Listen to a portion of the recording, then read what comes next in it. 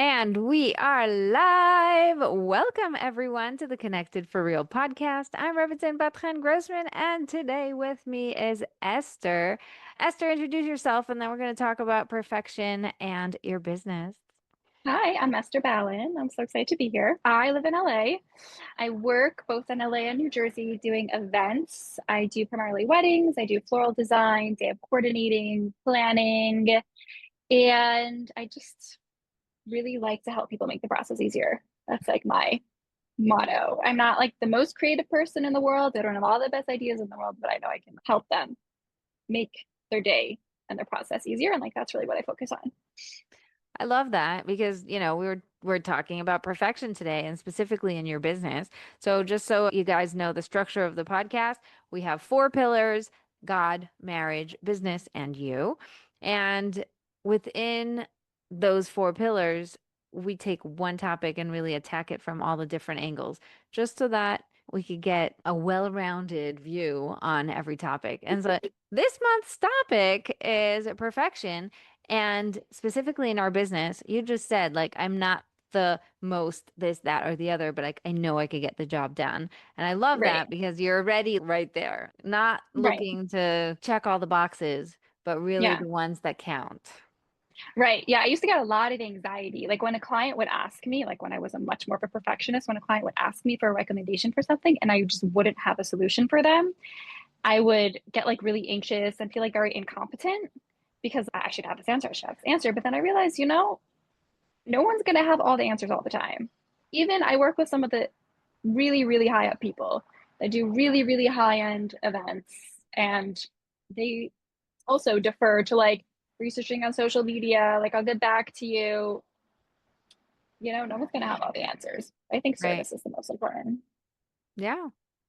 Tell me more about that. So, the reason I got into doing what I do is, well, if I'm being like fully transparent, my husband's in school and I needed to make money. So he's been in school for like the past 4 years, and obviously Hashem decided that I had a lot of lessons to learn through learning how to make money. So it's been a journey, but I started, it really has been. But I started working in events in a wedding hall in New Jersey 3 years ago. And I got a lot of like, I did several hundred weddings there. Like, I got a lot of hands on exposure. I built a whole network and I burnt out like you wouldn't believe. I literally ended up in the hospital with sepsis. And then when I got back to work, I quit. I was like, I can't do this. This is killing me. And I had no backup plan actually. Like, literally, I was supporting my family and I just quit. I was like, Hashem, I shouldn't die over this because like I was literally in a life or death situation. And then that's when my business started. Like I just kind of started telling my network, like I'm leaving. People wanted to work with me. Thank God. I built a really good network and I started getting offers. And the way I developed my business was more just connecting myself to people, to bigger businesses and taking work from them. So like more like freelancing. And then as my name started to get out there, I started getting my own weddings, my own bookings and stuff like that. And then I moved to LA a year ago. And that was hard to leave everything behind. But I eventually got up and stopped feeling bad for myself and started doing the same thing here. Yeah. Yeah, let's talk about that transition because when you already had built something for yourself and people know you and there's this like feeling of, okay, this is starting to get easier. I'm not working as Yes. hard. People are coming to me. And then suddenly it's start all over again. But then again, you also have all of the little bugging thoughts of now it has to be perfect because I have all this experience and I have a new page that I could start. So that's where I would think perfectionism would seep in. Yeah, I mean, it does. It really does because now all these new people are meeting me and I want to be a true professional and be the best and make sure I do everything right. But it's just not the case. Like my personal like issue with like why I was a perfectionist in business was I had like a very, very strong fear of letting people down. Like I was just really scared of them thinking ill of me in any way in my business. Right. But then like I started to see people around me doing much more than me, making much more money than I make, doing a much less good, like letting their clients down a lot more than I Right. do. And I'm like, wow. And not to say they're not good at what they do, it's just that it's a really, really tough industry and it's a lot of pressure. Right. So I kind of, yeah, I started realizing that, oh, like it's okay. And then if you want to hear what actually happened that like broke the cycle, I can tell you. Yes, please do. It was really stressful, but I ended up in a situation this summer. So the perfectionism was like going for a while, but I started realizing only recently that like it wasn't sustainable and that it was eating into other areas of my life. Hmm. And then recently I was in a situation where I was running an event, a big event for a big person. I spent a lot of money. And I was running it for a party planner.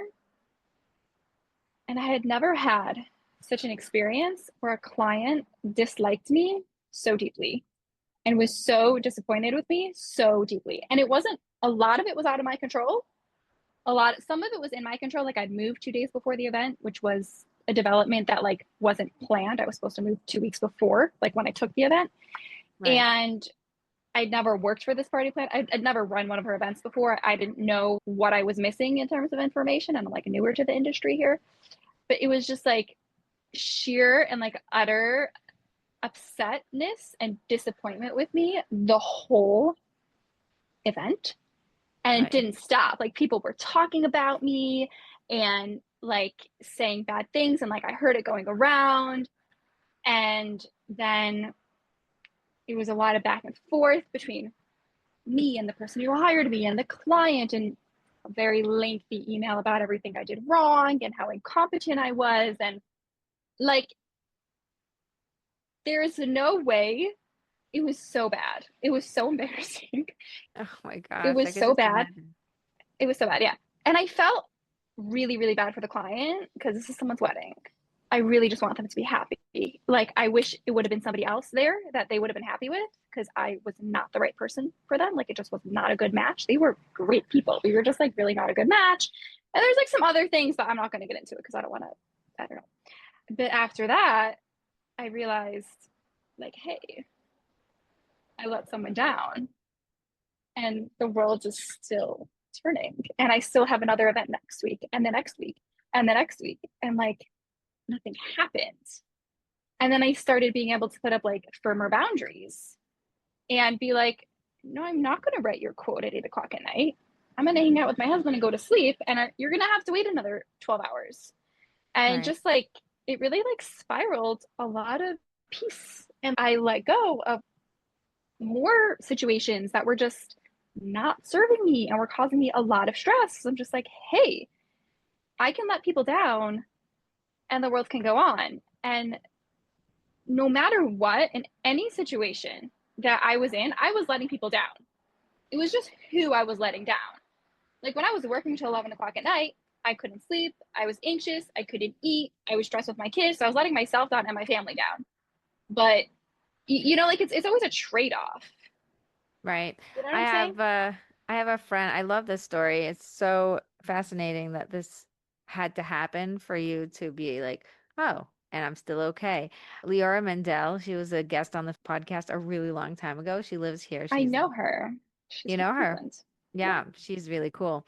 Yeah. And she told us, she's like, every no has a yes, and every yes has a no. So you say yes to a lot of guests, you're saying no to Right. a quiet Shabbos with your family. If you're saying yes to Right. taking more work on, you're saying no to other things. And it's okay. You just have to be aware of it because we Yeah. were talking about how we're so afraid of saying no.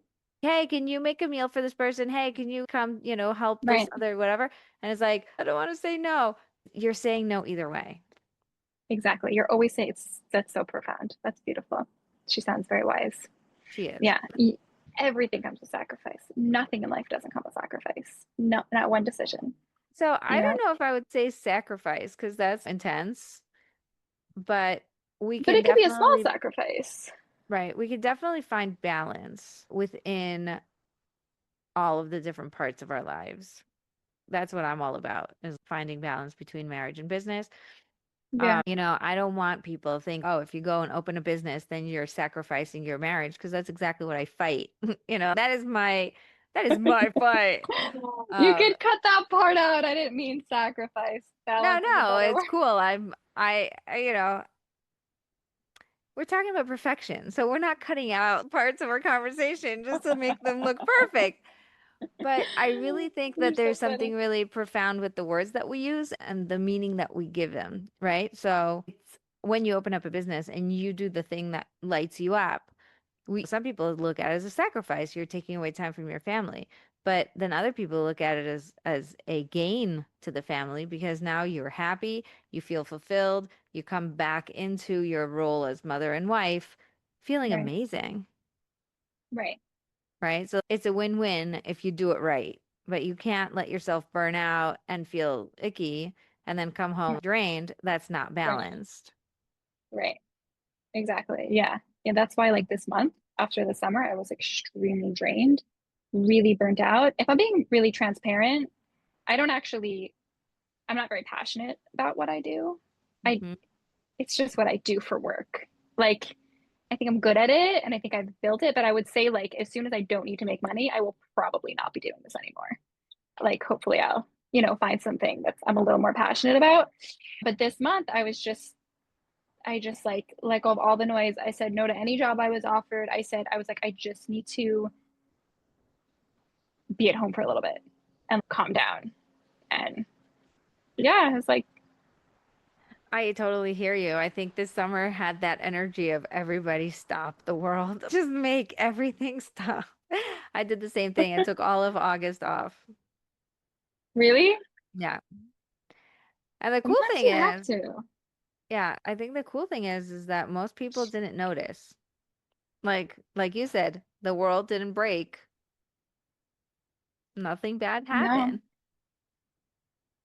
no, yeah. I mean, you have to take care of yourself. Like, there's no one's gonna do it for you. So, Right. like, Right. it's if you need a break, you have to give yourself a break. Yup, yup.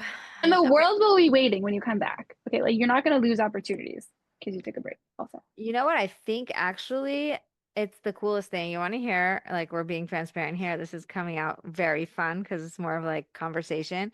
I took off all of August feeling like I cannot do anything but focus on my kids and my family, especially since we had to heal. So Right. I paused everything. We didn't even put out that many podcasts. Like, we were just very turned off. And out of nowhere, two people signed up to work with me while I'm Mm-hmm. away. You're saying the world will wait for you? They were literally waiting for me. That's So amazing. I walked in and it's like on September 1st, back into my job, back into my business. I put the kids in school and I started showing up. And I have two new clients. That's amazing. And I love it. And by the way, I am passionate about what I do. I love that for you. Just in case you guys are wondering. But like, I love that you're aware of it, because you're still doing an amazing job and you're still taking your job seriously. Oh, So of like, course, just yeah. because, yeah, just because you're not like married to this job forever doesn't mean you're not doing a really great job while you're at it. Like, I want to make that really clear, because like, you're really good at what you do. Thank you. That's so nice of you to say. I think what I do is like really important because this is people's weddings. Like, I'm not going to be the person that doesn't help a bride have the wedding she wants. You know, I'm going to make sure she feels taken care of. Bezrat Hashem, that's too Right. important. And I still think it's like a really good opportunity. I think people would kill for what I do. Not kill, that's a bad word. But like, I think people would really, like, I still appreciate the fact that what I do is interesting Yeah. and dynamic, and I really get to have an impact on a very important part of somebody's life. Yeah. Yeah. Yeah. And making life easier is a really great value. Really? Say more on that.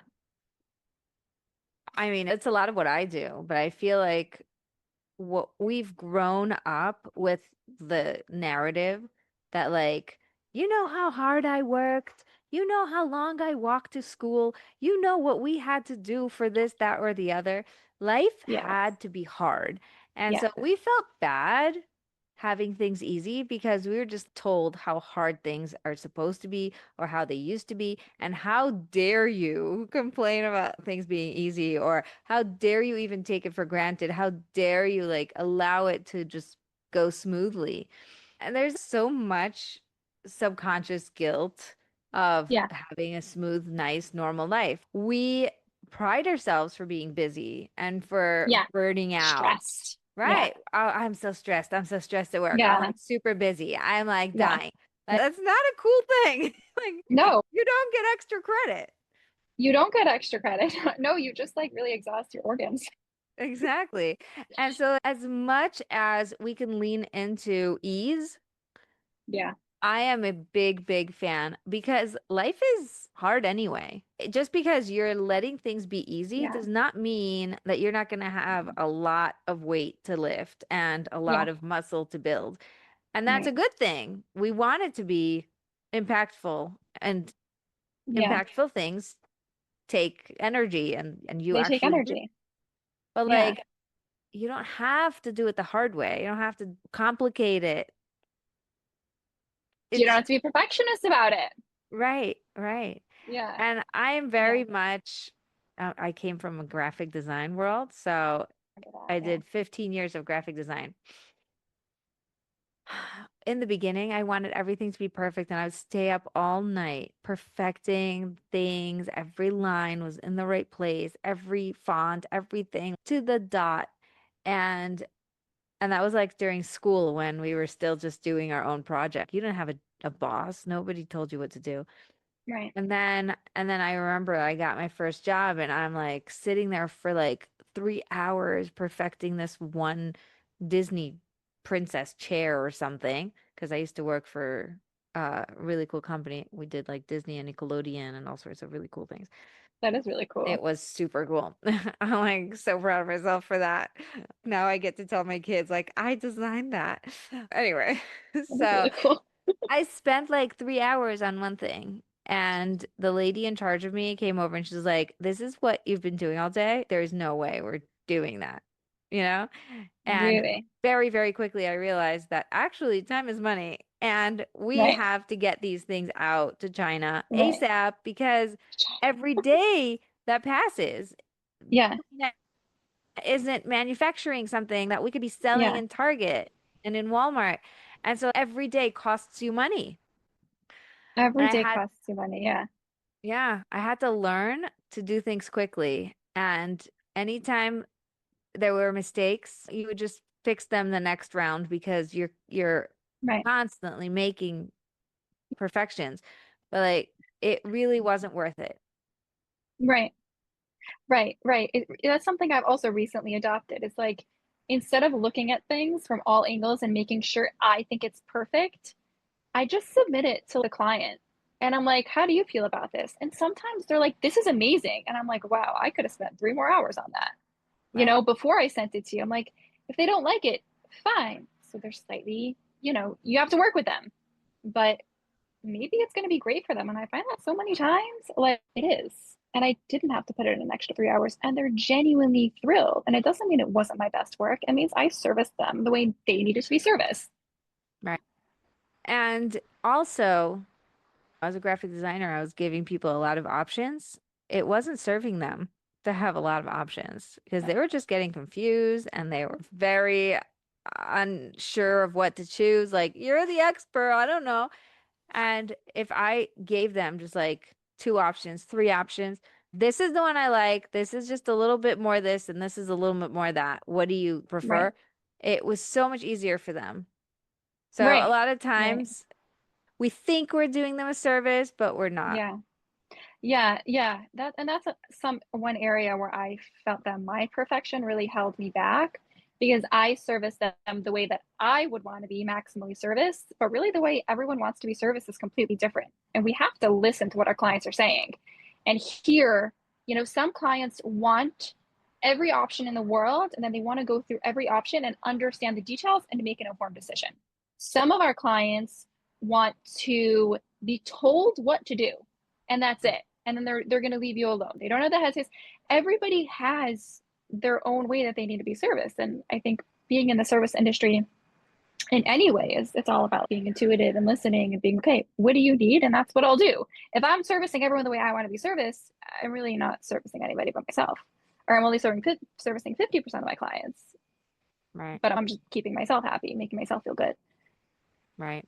Also, I'm just thinking of some examples of where I use this. So one of my clients is working on a website, and they had a designer and she was supposed to do a great job, but they're not happy. And then when they asked for edits, the designer was like, no, edits are going to cost you. So then they like, I don't know what to do. So I, because I'm a designer and because she's my client, so they get We get the whole what's up. Bat-Chen experience. You get the whole Bat-Chen experience. Yes, you do. I like all in your business. So she sent me the website as is.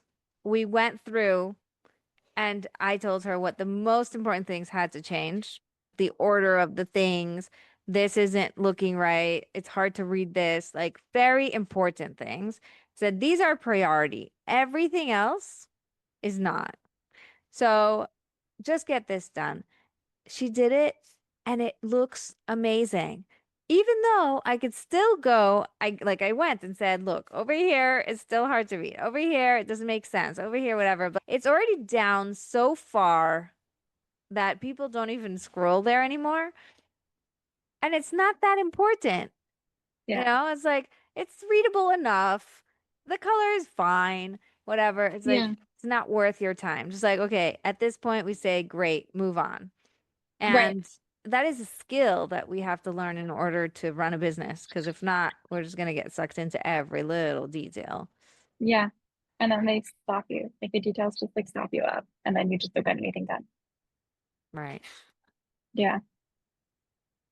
Yeah. I'm trying to think of what other ways we could look at perfection and specifically in business.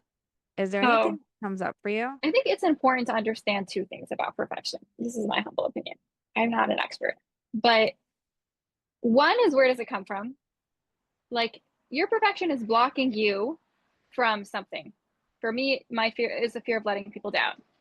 For other people, it's a childhood trauma. For other, like, everybody has, like, perfection is blocking them from something else. Perfection is the symptom, not the cause. Do you know what I'm Mm, saying? So I yeah. feel like, yeah. So I feel like that's like a really, really big one. Perfection, say, like, another example would be like something I used to have also. That's like I read a while ago, but I would hide behind perfection because I had a fear of being seen. So Mm, if I'm not going to put it out until it's perfect, then number one, it blocks people from seeing it, which protects my fear of being seen. And then number two, it's perfect. So hopefully it would minimize the criticism, or I'd only get positive feedback. But like, you're never going to make everyone happy in business, especially if you're successful. People are definitely not going to, you're definitely going to get negative feedback if you're becoming successful. I remember when I used to post on TikTok, I would get like, when I would get comments, I would actually get scared. I'd be like, oh no, what did somebody say? What if they said something mean? And if they did, I would spiral. And it was all like a fear of being seen and, not being confident and refilming over and over and over again. So Kathy Heller had a podcast, and that was one of the first podcasts I ever listened to. Like it was her and Steph Crowder. There's like a bunch that I really liked. And one of the things she said was that when she started her first episode, she recorded it 3 times. And at that moment, she realized she will never have a podcast that was successful and running smoothly if she does this to every single episode. So she has a rule, one take. And if it makes no sense, and if I mess up, and if whatever, then they're just going to deal. Everybody is going to Right. decide if it's right for them or not. And Right. that's the end. And I she love has that. such great, open, honest Yeah. conversations with people because Yeah. it is what it is. I mess Right. up, I move on. There's just nothing to do about it. I'm not going to restart just because I Right. said the word wrong. And it was so inspirational that when I started my podcast, I actually decided to go live. And this way, there's no way I could go backwards. It's like we're already live. There's people on the line. They're watching on Facebook Live, on YouTube Live, on LinkedIn. Hmm. there is no way that I am stopping now to just Right. That's more embarrassing. yeah, that's even worse. So Yeah, I put myself on the line, and this was the way that I was able to just do it. that's really cool. Yeah, it's Yeah, just sometimes you just have to like put yourself out there, and once you start, it's more embarrassing to stop than to continue. So, right. you know, Exactly. yeah. I had another thought about perfectionism, but I forgot what it was. Also, you were saying about like this Kathy Heller podcast that she had a rule one take. And if you believe that Hashem is guiding your conversations and that people need to hear what you're saying, then I think being a perfectionist kind of also blocks that flow of energy. Right. If you let it just be organic, you never know like how your most chaotic videos could inspire people. Mm, And if they're so refined and so perfect, you're like, God's like, I want you to say this, I want you, but you're like, no, no, no, that doesn't sound good. Like, right. no, but this Exactly. person needed to hear it. Like now I need to use another person to get that message over. And it could have been you, but you blocked it with your perfectionism. Right. One of the things that I've realized about AI and all these like, you know, fake videos or things is that Yeah. they work really hard to add imperfections Yeah. on purpose so Isn't that that it crazy? sounds human. Yeah. It cracked me up when some pop-up ad came on. It was like, this voiceover thing is going to speak exactly like you, even with the ums and the likes and all the stuff. And it's like, we work so hard to get rid of these things, and you're putting Yeah. them in on purpose? Yeah. Wow. That's really contradictory. Yeah, right. Like of what we think. Yeah. And that's exactly why. It's because your brain rejects perfection. Like if you saw someone who already had it all together and she was just like walking around, oh yeah, I have 100 kids and I have a business that's succeeding and I eat everything I want to eat and it's like I look perfect and I'm always, this, that, and the other and made up and my hair is always like every single hair is in the exact place. You're like, not relatable. No thanks. Yeah. Bye. Because Yeah. there's nothing I could learn from you. You're Right. perfect. Right. Right. Or you're just lying.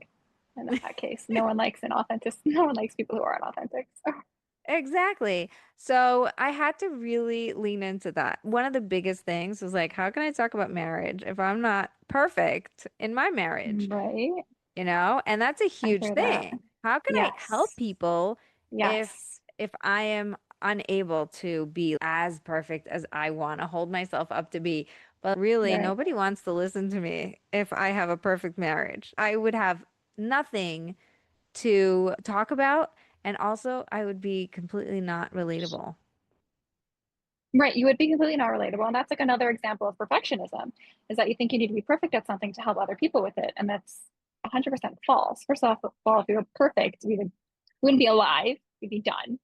Right. Right. And second of all, the way I had this issue because I went to school for nutrition actually.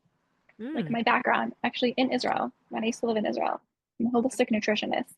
And that's what prevented me. I started a practice when I was very young and I had clients and I had clientele and everything.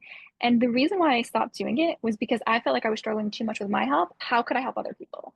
right. Like I'm a walking contradiction. Like I had all these imposter Mm, syndrome, these things. And now looking back when I'm older and wiser a little bit, I'm like, first of all, there's so much to unpack there. Because number one, if Hashem wants you to help somebody with something, you're going to be able to help them with it, no matter what your physical experience is. And number two, let's say trying to get from letter J to letter K. Like I'm up to letter like J in the alphabet. I don't know if you get my analogy, and I'm trying to get from J to K. But I can still help somebody get from A to B, even if I can't get myself 100%. Like I'm at 50 and I'm trying to get to 60, and they're at 0, and I can get them to 10. Do you get what I'm saying? right. For sure. Right? And Like, what's really cool? I've helped women succeed in their business past what I am making, right? Because that's pretty cool. it doesn't have to do with how much I'm making or how much my capacity is. They had something blocking them. I helped them realign, adjust a little bit, figure out what was stopping them from making the money. They have a breakthrough and they're making a ton more money than I even imagined about. And it has nothing to do with me. And I think Right. that's one of the biggest things about perfection is we make it about ourselves. Yeah. And as long as you are thinking about yourself, you're not thinking about the other person. If you Right. really want to help someone else, then get out of the way. It is not about you. Right. Right. If a show wants to help somebody and use you as a vessel, don't like, get out of your ego. Yeah. You know, like that's the way I look at it. Like surrender. If you're going to try to be a perfectionist, you're right. It's about you. It's about your ego. It's about soothing your own sense of self. Yeah. Yeah, Yeah. It's very deep. I really like how you talked about the perfectionism being a distraction or like the thing we use to hide behind, because Mhm. I think that's one of the biggest things that holds a lot of people back. You think so? Yeah. First of all, we really care about what people think about us because, Yeah. it's only natural. We are part of a bigger, community of humans and we want to Yeah. belong. And so if people think badly of us, then what happens? What's going to happen? They're going to kick me out. I'm going to be not part of everyone, whatever. But like Yeah. it ends up holding you back from doing the thing that you're here to do. And I think that's Yeah. really a disservice to the community, a disservice to Yeah. the world. Yeah. I mean, I think what you're describing is the fear of rejection, Right. right? Like if you do something that people think is weird or off or socially inappropriate, like you're going to get rejected from some circles. And as human beings, we are so scared of rejection. It's very natural, you know, because I think back in the day, rejection meant you needed your tribe to survive Right. physically. So if we're rejected, then like it's I think it's like a very innate fear that we all have, but you're touching on something so important that like the world needs you to be yourself. Right. What do you suggest as a practical thing for them to do or think when they're in that situation? What kind of situation? Where they're like, man, I can't do this thing. I can't go live. I can't walk up to someone. I can't Yeah. sell. I can't offer. I can't, like, what are they going to think? How is it going to come across? I can't post. I Mhm. don't know, whatever is in your Yeah. way. Yeah. Or even looking for solutions, I think is a symptom of perfectionism. Just do it anyway. That's the short answer. But I feel like you might have better answers to this than I would. But I keep going. Like just stop. It's all in your head. It does not exist. None Mm, of it exists. I mean, I'm a huge proponent of taking time, listening to people who know more than me, journaling, reflecting, meditation, somatic work. I connect with myself and I get answers and I work through them and I there's definitely that internal emotional work that needs to happen and I think every entrepreneur does that. It's difficult to be a successful entrepreneur, especially in the service space without doing that work. right. But show up scared. It's anyone who has anything that you want went through what you're going through. And as you achieve more success, I think the discomfort only gets to be more. Mm. So Yeah, you know what? I was actually thinking the opposite. It's like the more you do something, the less uncomfortable it is because you're already doing it. I think you just get more comfortable being uncomfortable. Ah, that's But it interesting. could be both. Yeah, you get Yeah. more comfortable being uncomfortable. I think we have a very negative, at least this was true for me. I had a very negative view on the concept of being uncomfortable. I really Mm. tried to avoid discomfort. So, but then I realized that everything I wanted was just on the other side. Here's me, here's discomfort, here's what I want. So you start realizing that discomfort's a good thing and it gets you what you want. And I think most people never get there. And that's why people don't get to achieve what they want. Nobody built a successful business. Like you went live for your first podcast. So you did not give yourself an out. That's insanely uncomfortable. Nobody builds a successful business of being comfortable. Right. Child's birth is uncomfortable. Buying a house is uncomfortable. But you know what else is uncomfortable? Staying where you are now and looking back in a year and being like, I didn't make any changing. So Hmm. I those was are my thoughts. I was thinking back to that very big flop of a wedding that felt really Yeah, uncomfortable, you know? that's It's awful. like Yeah, they're unhappy with me. I messed up. I failed yeah, their expectations. yeah. There's no way I could redo it because they're not getting remarried just for me, you know? So it seems that, you ruined quote unquote their wedding. But I was thinking you actually saved them because in every wedding, there's going to be something that's going wrong and something that isn't perfect. And Right. a lot of times we take credit for that. It's like, oh, I should have done this, that, or the other. Like having someone else to blame is so nice, you It's so know? nice, right? So like you're giving them someone to blame and it's Right. fine. You blame me. Go ahead. I know. As long as you're happily married and everything worked out. And Yeah.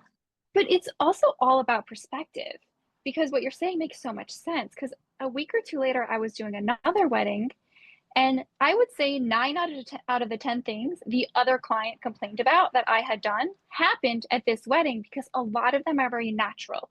There's no way to avoid a lot of the things that came up. For example, running late on a timeline, you know, post clip of photos taking forever. There's certain things that nobody can really control. And so many of those things went wrong at another wedding I was at. And the client was thrilled. They were so happy. Everything went so well. Everything went so beautifully.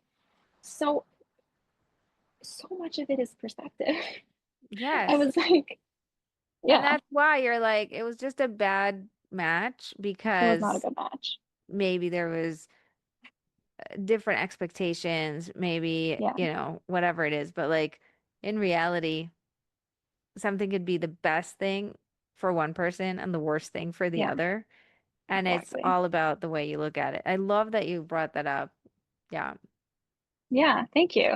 Yeah, I'm not into like excusing myself. I also have this belief, and it's a little esoteric, it's a little like out there and mystical, but I'm very into these things that like feelings come straight from God. And it's never the person in front of me who's hurting me that's actually hurting me. And if I was supposed to experience shame and embarrassment and the concept of being broken down, it was going to happen some way or another. Right. Do you know what I'm saying? Yeah. So I got lucky because it happened in a work environment and no one was hurt and no one was injured. And I learned a lot from it. Right. But I was supposed to go Yeah. through that, you know? Yeah. And I was thinking of it from the other side. Like this bride had to have a messed up wedding. And it just happened to be that you were involved. Everything is so Yeah. orchestrated, you know? It's Mm-hmm. not always things that you can control, and that's okay. Yeah. Let go. There's nothing you Yeah. could do. I love how nothing broke and everything is still functional. That is such a huge life lesson. Yeah. Like take a Yeah. deep breath. Everything is still running. Everything is The fine. world's yeah, and no matter what kind of whoever would have ran that wedding, just like I was supposed to have a really difficult night that night, that client was also meant to have those that same experience. So it was a bad match or it was a match made in heaven. Who knows? I'm kidding. I love that. It's Yeah, profound. It is. It's that's I go a little too deep into things. I'm a Pisces, so I'm just like everything's very like emotional and spiritual and nothing's random and that's just how I think. You know what? And if nothing is random, then the imperfections are also not random, you know? Right. So Exactly. what we think is, oh, it's my fault. I messed it up. I said it wrong, whatever, is actually exactly what needed to happen. Yeah. We think we're controlling a lot more than we actually control. Yeah. It's our business. Of course we're in control. Right. Not really. Yeah. So after all the things we talked about, what comes up for you to wrap it up and give advice or practical tips or anything that you want the listeners to hear about? I feel like you would be a like I want to hear what you have to say on the topic more than me. I do like I shared my thoughts now. I want to hear what you have to say. I feel like I haven't coached people. Like you've coached people and you like what's a perfectionistic trait that you see comes up with your clients? I think perfection is a lot of noise. Yeah. It's what you're supposed to do, how things are meant to be. And when we are in that place, we're basically Yeah. fighting reality, you know? Yeah. It's not supposed to be this way. You're Yeah. supposed to do it this way. And then suddenly it's like, wait, what? Who decided? Right. And who made that rule? And how come, I am working towards a standard that is impossible just because in my head that is what it's supposed to be. So Yeah. it's once you realize that perfectionism is actually external noise, you can shut it out. Just like, let it go, turn inward, find what you want. You're going to be able to get to what you want pretty easily with a lot of divine assistance. And a lot of Hmm. times, when you're going for big things, you want Hmm. something big, you pray for it, you go for it, and you're guided to it, right? Because Hmm. that's just how life is programmed. God has created this world so that we feel like we are part of the conversation, that we're part of the action, that we have a part in what's going on. In reality, God has a lot more control than we give him. And he's orchestrating it for us to feel like a partner. Hmm. And so it feels really nice when you succeed and you realize that it's not all you. Yeah. And then you also have to remember that when you fail, it's not all you. Right. Right? And we have this Right. tendency to be like, when I succeed big time, it's like, woohoo, yay, whatever. But like, don't forget, it's all God, it's all God, it's all God. But like, when we fail, it's nothing to do with God. I let him down. Right. I messed up. It's all me. I'm going to sit here and cry and feel bad for myself. Where is God now? Like Right. when you were successful, you brought Right. God into it. Like, a Right. lot of people are afraid to be successful Yeah. because they think that they're going to lose the connection with God. But in reality, Really yeah, interesting. I could hear that. I could hear that. yeah, because they say, oh, when I need things and I'm poor, then I ask God and he makes it happen. But what if I'm rich now and I don't need him? How is my relationship going to be? So actually, it's going to continue because you are a connected person who brings Right. God into it. So you're not going to lose that connection. If anything, Right. it's only going to get stronger and you're going to be Yeah. able to afford a lot more support in growing that connection. Yeah. I heard Yael Trush talk about the amplifier. Money is Hmm. Yeah. amplifier. If you're a Yeah. good person, it will be you're going to be an even better person. If you're a Yeah. bad person, you're just going to be a much Yeah. worse person. But Yeah. it's not it has nothing to do with you. It's just an amplifier. So in reality, we have a lot of very frustrated people who are sitting there going, oh, it's me. It's all me. I did wrong. I failed. I Right. messed up. Right. Can you imagine if you would say, you know what? I messed up this wedding. I'm not doing it ever again. I'm canceling Right. all of my future weddings. Everybody who's already booked is being pushed aside. Right. I am not doing this Right. anymore. Y- What? Doesn't Right. make any sense. Right. Right. It And doesn't it's make any sense. because it's like as if you're taking all the credit for that failure. Right. Right. It's really, but there's messages there for you. The situations that were meant to happen were preordained. They were divine, Yeah. you know? So it's one more thing that's interesting that I want to share that's feel really prevalent to perfection. I wish I remember, I know who talks about it, but I wish I remembered a source for it. Oh, I think this is like a Kabbalah course that I took that talks about the concept of the first place that the Ra, or the opponent, or the evil inclination will trip us up is causing us to make a mistake, causing us to fall. But then the second place it will trip us up is making us feel bad about the mistake or wherever it is that we fell. And I think that's what happens with perfectionists is, we make a mistake, it's not perfect, or we're scared. Let's say you decide to go out there and it doesn't go that well. Then you're beating yourself up over it. Right. And that puts you in a place of shame, which spiritually is a really, really detrimental place to be in. Business wise, you're not going to be attracting abundance, and if you're in a place of shame. So if you put yourself out there, And then one you know, second, and then once you're ashamed, you're like, "Oh, yeah, I'm ashamed. I'm ashamed. I'm not supposed to have shame." So then you're fighting the shame, and then you're right, angry at yourself for feeling this yeah, way, and yeah. it's a total spiral. I totally love this. It's such a good point. Yeah, the spiral is real, but sometimes the spiral is the test. God's forgiving you for whatever you did. He already told you that. But sometimes like the spiral of how are you going to react to making a mistake is the test itself. It's not actually the trip up that was the test. That was preordained. Your reaction is how you can choose to expand and grow or stay where you are. I love that. Yeah. That's so good. That is so good. Yeah. That's David Guillaume. That's I his I like whole I really like it. You know, one of the one things of I his. love I do with my clients, and I tell you guys all to do it too, is journaling. And I have a whole training on how I journal so that I don't make it perfect. I just make a line, keep going on the same page, just write the Yeah. date, keep going. Make a line, write the date, keep going. Don't Yeah. use the same pen.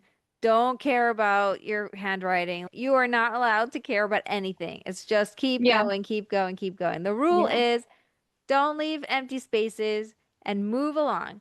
I'm now in book 17 Wow. of my journals because I just Wow. keep going. And you know what? Right. I don't write every day. Sometimes I have Right. weeks where I don't write. Right. Nobody says there was a rule about making it perfect. You Right. just have to sit and express yourself when you feel like you have to sit and express yourself, Right. or think on paper, or pray on paper. There's Right. really great things you could do with a journal. And one of the Yeah. things I love is just writing down like all the things I learned from, and then pick whatever situation just happened and make a list. All the Right. things I learned from this coach, all the things I learned from this Yeah. podcast, all the things I learned from this mistake, all the things I learned from this program. Every time there's something that I can unpack and Hmm. learn from, I do because it's worth every penny. You're saying what's worth every penny? Every, Sitting yourself down, like oh yeah, your let's say time, your you time. took a Yeah. course, right? The course Yeah. cost $5,000, whatever it Right. was, or Right. $2,000. It doesn't matter. The course was the course. You got everything you got from the course. You went through the Right. course, you got whatever, Yeah. you have your notes, like you really did the Yeah. stuff. Well, sitting down at any point, but really like after you're finished with the course, you Hmm. graduated, you sit yourself down, you're like, all the things I learned from this course. Hmm. Number one, I really like courses. Number two, I really enjoyed the people in the course. I thought it was a great fit. Why was it a great fit? You know, this, and this. All the things I learned about myself, all the things I learned about the world, all the things I learned about other people. There's so much to write. And my coach told me once to do like 25 things I learned from this flopped launch. You could get so many more than 25 Hmm. just Yeah. I by, mean, yeah. and I Yeah. I think, mean, it's our job to integrate the experiences that we have. Like God gives us the knowledge. Like what is it called? Like Das Bina, right? So He'll give you the knowledge, but you sit down with a pen and paper. You're doing the Bina part. You're doing the integration part. That's how you do it. Is you give space to it, and then anything else God wants to communicate, like He can, because you're making space. You right. know? Yeah, Yeah. and also when we're talking about all this spiraling of shame and all the emotions, when you pause and sit down to learn, what did I learn from this? You know, just Right. awareness of like what Yeah. happened. You're like, oh, it's not like I thought.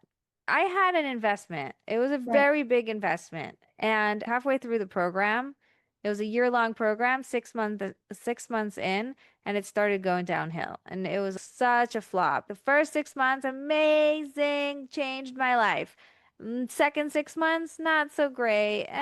It was like she ended up closing the program by the end of the year. She didn't continue it. Really. Yeah. Wow. She was even saying, I'm not in it anymore. I don't even want to do it. I'm done. If anybody signed up after, like, the people who signed up after us already got their money back for the end, like the last 2 months or whatever.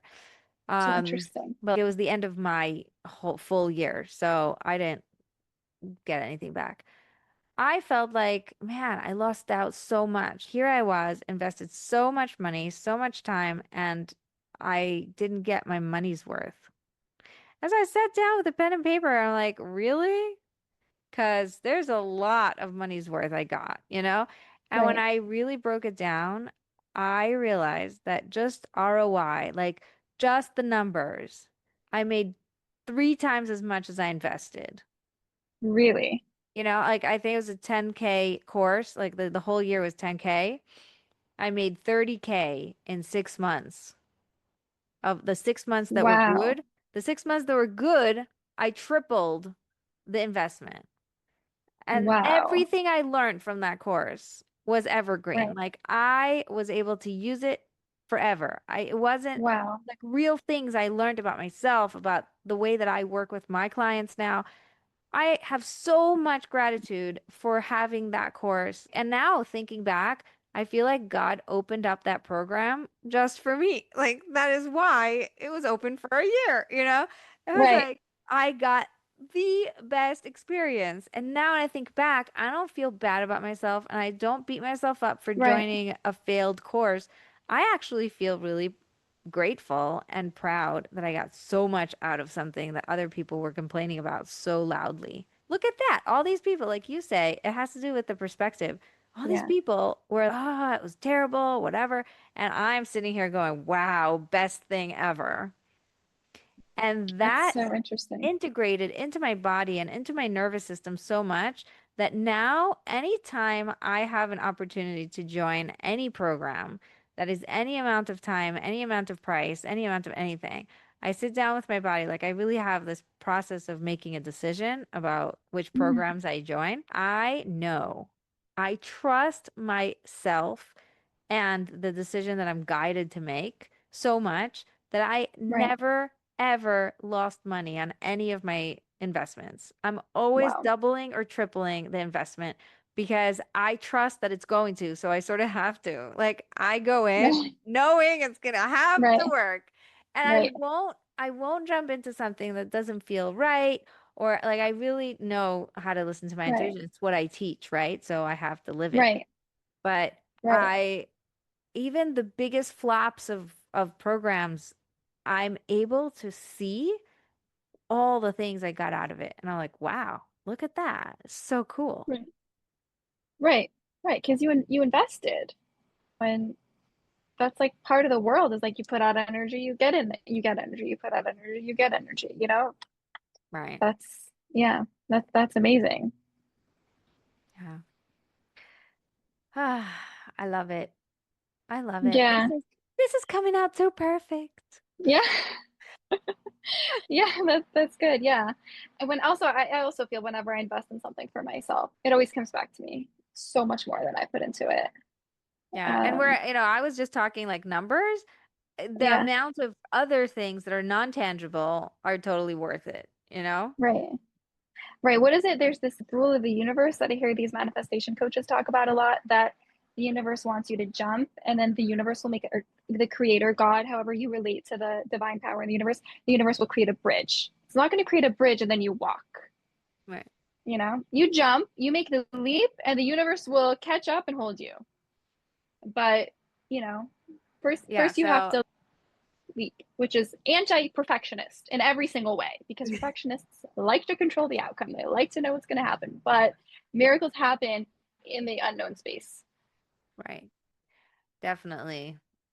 Definitely. And it's just so hard as a perfectionist to walk on air.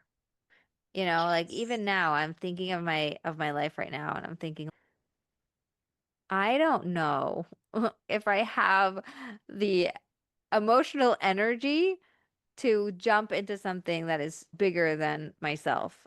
Obviously right now in my, emotional state of like just coming back to work Right. Yeah. from the terror attack or whatever, but it takes a lot of inner courage, like that inner energy. But I think that is the work.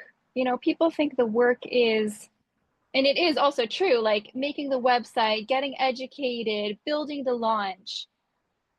That is true. You need to do those things, but the work is the internal work.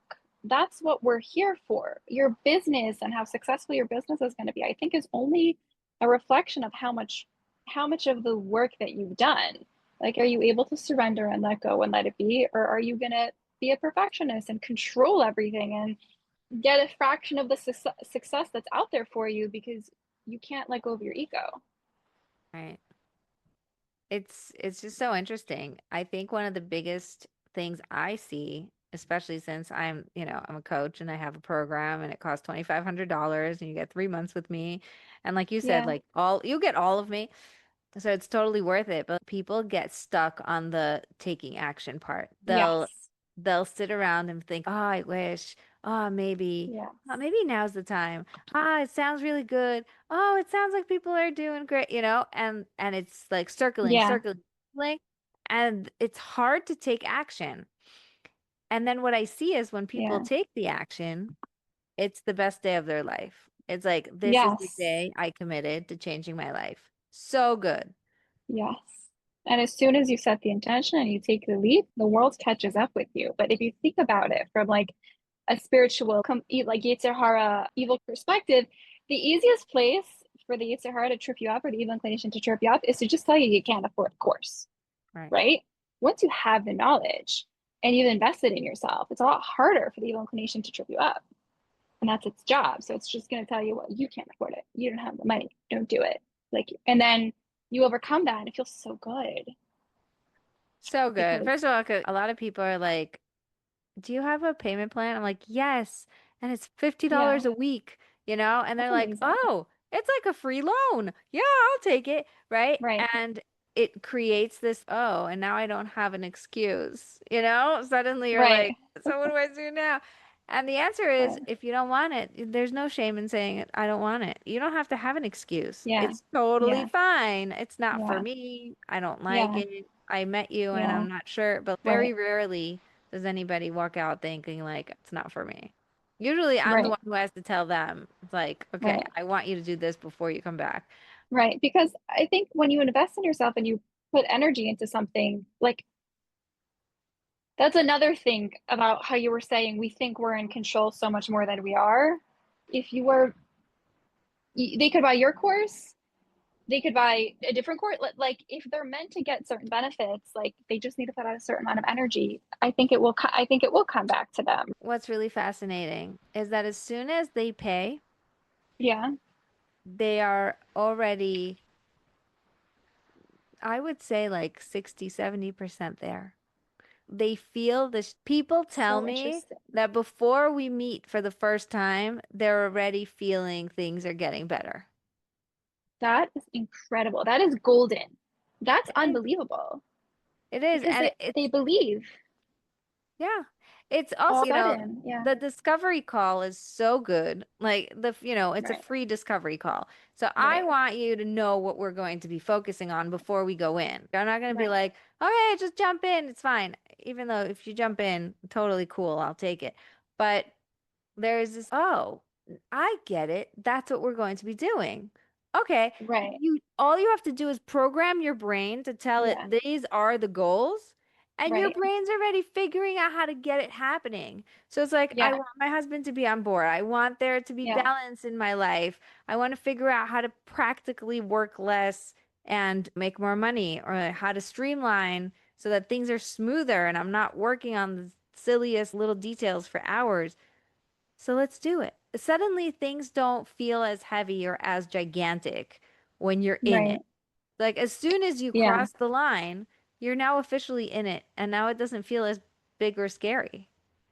Yeah. I mean, I find from like the other side when I decide to invest in something or like buy a book on something that is solving a problem that I have, all of a sudden I go into the mindset, like maybe this is what your clients experience, is what I experience of like, there is a solution and it's Mm. about to be solved.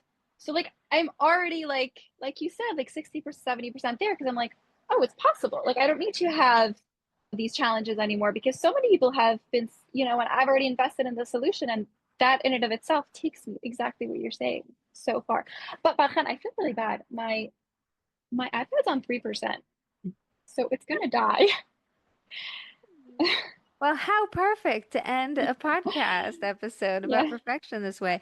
But this is one of the things that makes it so perfect is we're just showing up and doing the thing and telling you all that Yeah. there's 3% left on the iPad. Yeah. Very cool. So, last words, any advice, anything you'd like to tell the world? Show up for yourself because no one else will. That's all. I feel like that's the most. Just learn how to be there for yourself in every area of your life. That's if that's one thing I could share with my younger self, anybody, like you are the best investment you will ever make, and just be consistent with yourself. You're worth it, Hmm. and work with Bachen Thank you. because she'll teach you how to do that. Yes. It's so beautiful. I really love that. My mother always tells my kids, and she used to tell us this also, but you are the only person you will always have at your Yes. side, you know? Yes. And so like that is the best investment. You got to Yeah. make sure that you have you. So people say I lost myself. It really is a very frustrating feeling because Yeah. you suddenly don't feel like you have your back. And Yeah. that's very easy to solve. Like you said, Yeah. there's always a solution Yeah. for everything. If you lost yourself, just let's get it back. It's okay. Right. It takes time and space. You have to focus on it. It doesn't happen on its own. No, it does not. And also, I want to get back to myself is another thing that people say. Don't go Yeah. backwards. Go No, no, no. I love forwards. that. Yeah. Thank you for saying that. Yeah. Exactly. Yeah. Don't go back to yourself. Like find yourself again. Yeah, Yeah. because you are a bigger version of yourself now. Don't go backwards to what you used to be. It's Right. not going to really serve you. You're never going to get there. Also, Um, you're never going to be able to go back to where you were because it doesn't exist anymore. Thank you so much, Esther, for being with us. Thank you, Thank you, listeners, for Bachen. This listening. was really fun. I've This never is, done this before. oh, really? I would never believe you. You did such a You're great so fun. job. Thank So you. perfect. You're perfect at this. Thank Keep you. going. Do more. Oh, thank you so much. Thank you so much. It was really such a pleasure. It was so nice to talk to you. Thank you. How can people find you and work with you? So, Esther Ballen is my handle on Instagram, TikTok, Facebook. Cool. Yeah. We If will. you're planning a wedding in New Jersey or LA, I can help you out. Or if you That, want to have a conversation about spirituality in the world, I can do that too, apparently. there you go. Yeah. Thank you so much for listening. Don't forget to come back next week for another amazing episode about perfection and you. And I'll see you next time. Don't forget Bye. to be connected for real.